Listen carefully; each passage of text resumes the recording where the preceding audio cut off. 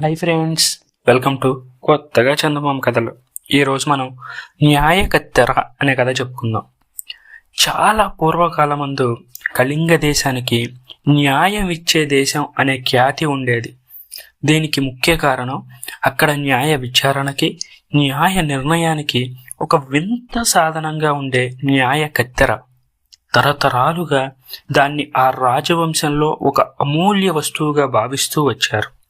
ఆ కత్తెర చాలా చిత్రమైన పద్ధతిలో ఏ పొరపాటు లేకుండా న్యాయ నిర్ణయం చేసేది.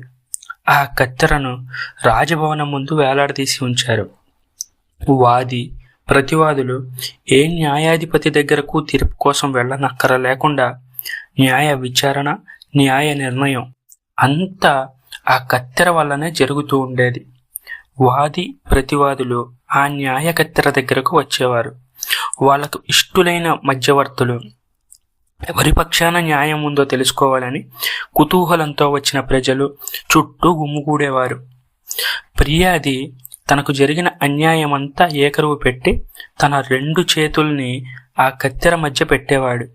అలాగే ముద్దాయి తాను నిర్దోషి అని సమర్థించుకొని ఆ కత్తెర మధ్య తన 2 చేతుల్ని పెట్టేవాడు. ఆ ఇద్దరిలో ఎవడు అబద్ధం చెప్తున్నాడో వాడి చేతుల్ని ఆ కత్తెర ఖండించి వేసేది. ఒక మారు పాపం వరప్రసాదంగా ఆ రాజులకు లభించిన న్యాయ కత్తెరకు కూడా న్యాయ నిర్ణయం చేయ సాధ్యం కాని గడ్డు సమస్య ఒకటి ఎదురైంది. ఇలాంటి సమస్య వస్తుందని ఎవరు ఎన్నడూ కలలో కూడా ఊహించి ఉండరు. ఇరుగు పొరుగు వర్తకులు ఇద్దరి మధ్య ఒక పేచీ వచ్చింది. మొదటి వర్తకుడు, నేను దూరదేశం వెళ్తూ ఇతడి దగ్గర 100 సవరాల బంగారం దాయమని ఇచ్చాను. తిరిగి వచ్చి నా బంగారం అడిగితే లేదట, ఏ న్యాయం అని అడిగాడు. అందుకు రెండో వర్తకుడు సమాధానంగా, ఇతగాడు దూరదేశం వెళ్ళాడో లేదో నాకు తెలియదు, 100 సవర్ల బంగారం ఉన్నదో లేదో కూడా నాకు తెలియదు, కానీ ఒకటి మాత్రం ప్రమాణం చేసి మరీ చెప్తున్నాను, ఇతడు నాకు దాయమని 100 సవర్ల బంగారం ఇవ్వలేదు సరికదా, ఒక మాటు చూపనైనా చూపలేదు అని సంజాయిషి చెప్పాడు. సరే, ఈ ఇద్దరిలో ఎవరు నిజం చెప్తున్నారు, ఎవరు అబద్ధం చెప్తున్నారో ఎలా నిర్ణయించడం? ఇద్దరు దేవుళ్ల మీద, దేవతల మీద ఒట్లు వేసుకుని మరీ ప్రమాణాలు చేస్తూనే ఉన్నారు. 10 మంది పెద్దలు సమావేశమయ్యారు.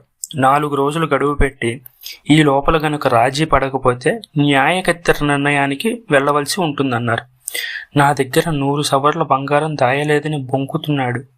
ఆ వర్తకుడు నిజంగా దోషే. బంగారం దాస్తానని పుచ్చుకున్న మాట, దాన్ని గుటకాయ స్వాహా చేయాలని అతనికి దుర్బుద్ధి పుట్టిన మాట నిజం అని మొదటి వర్తకుడు గోల పెట్టడం ప్రారంభించాడు. అయితే న్యాయ కత్తెర నిర్ణయం ఎలా ఉంటుందో రెండో వర్తకుడికి తెలియనిది కాదు. అబద్ధీకులకు, అన్యాయవర్తనులకు చేతులు ఇట్టే ఖండించుకుని పోవడం అతని కళ్ళతో అతను లోగడ చూసే ఉన్నాడు. అందుచేత ఈ గండం నుంచి బయటపడేందుకు ముందే ఒక చక్కటి ఉపాయం ఆలోచించి పక్కన పెట్టుకున్నాడు. ఏమీ ఎరగనట్టు పెద్ద మనిషిలాగా చేతికర్ర ఊపుకుంటూ అతను వాయిదా రోజున న్యాయ కత్తెర దగ్గరికి వచ్చాడు. మధ్యవర్తులు ఏ పక్షాన తీర్పు జరుగుతుందో చూద్దామని వచ్చిన ప్రజలు రాజభవనం ముందు చేరారు. న్యాయ కత్తెర యథాస్థానంలో వేలాడుతుంది. 100 సవరాల బంగారం పోగొట్టుకున్న మొదటి వర్తకుడు ఆ కత్తెర మధ్య తన చేతులుంచి ప్రమాణం చేసి తనకు జరిగిన అన్యాయాన్ని, నమ్మక ద్రోహాన్ని కళ్ళనీళ్లతో వివరించాడు. మధ్యవర్తులు, చుట్టూ చేరిన ప్రజలు కత్తెర కేసి చూస్తూనే ఉన్నారు. కానీ కత్తెర కదలకుండా అలాగే ఉండిపోయింది. ఆ తర్వాత 100 సవర్లు కాజేశాడనుకున్న రెండో వర్తకుడి వంతు వచ్చింది. అతను న్యాయ కత్తెర దగ్గరకు నిర్భయంగా వచ్చి తన చేతికర్రను పక్కనే ఉన్న మొదటి వర్తనుడికే పట్టుకోమని ఇచ్చి చేతుల్ని కత్తెర మధ్య పెట్టి ప్రమాణం చేసి, నేను ఎవరి బంగారము అపహరించలేదు, నేను అపహరించానని నేరం మోపుతున్న ఈ వర్తకుడి 100 సవర్లు అతని దగ్గరే ఉన్నాయేమో అన్నాడు. మధ్యవర్తులు, గుమికూడిన ప్రజలు కళ్ళార్పకుండా కత్తెరకేసి చూస్తూనే ఉన్నారు. ఒక్క దెబ్బతో ఆ వర్తకుడి చేతులు కత్తిరించుకుపోతాయని వాళ్ళ అభిప్రాయం. పైగా మొదటి వర్తకుడి చేతులు ఖండింపబడలేదు కనుక ఈ రెండో వాడే నేరస్తుడై ఉంటాడని అందరూ భావించారు. కానీ ఆశ్చర్యం, ఆ న్యాయకత్తెర కదల మెదలక అలా వేలాడుతూనే ఉండిపోయింది. అయితే మరి ఇద్దరిలో ఎవరు దోషులైనట్టు? దీన్ని ఎవరు నిర్ణయించేది? ఆ దేశంలో ఇది ఏనాడూ జరిగి ఉండని వింత సంఘటన. ప్రజలంతా విస్తుపోయి చూస్తున్నారు. మధ్యవర్తులు ఏమీ తోచక తలలు పట్టుకున్నారు. న్యాయ నిర్ణయం చేయడంలో ఎన్నడూ ఏమాత్రం తటపటాయించని ఆ కత్తెర నిలకడగా అలా ఉండిపోయిందే. ఉన్నట్టుండి పెద్ద మనుషుల్లో ఒకరికి కనువిప్పు కలిగింది. ఇందులో అసలు కీలకమైన విషయాన్ని ఆయన గ్రహించాడు. దోషి అయిన వర్తకుడు నమ్మకంగా వేసిన మడత పేజీని ఛేదించేందుకు న్యాయకత్తెరకు కూడా సాధ్యం కాలేదని తేలిపోయింది.